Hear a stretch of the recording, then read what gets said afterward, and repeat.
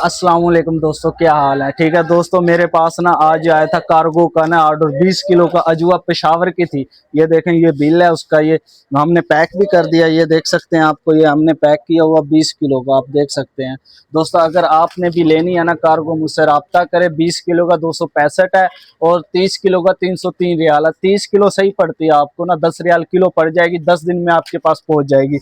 ये देख सकते हैं, हमने कार्टन बना के इनको दिया है। ये बनाया हुआ है।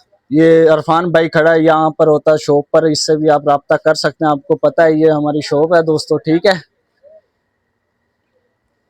अगर आपने भी खजूरें लेनी है, मुझसे राब्ता करें। आपको सस्ती और जायज़ रेटों पे पहुंचाएंगे। सिर्फ 8 दिन में खजूरें पहुंच जाती हैं। ये देखें, यहाँ पर पाकिस्तान का लिखा हुआ, उन्होंने 10 किलो का लिखा हुआ है। ये देखें, पाकिस्तान का 10 किलो का लिखा हुआ है कितना, 212। और 20 किलो का लिखा हुआ 265। और 30 किलो का 303 रियाल। ये ठीक पड़ता है। 303 रियाल में ना खजूरें खाएं। आगे रमज़ान भी आ रहा, अपने रमज़ान के लिए आप मंगवा सकते हैं, ठीक है।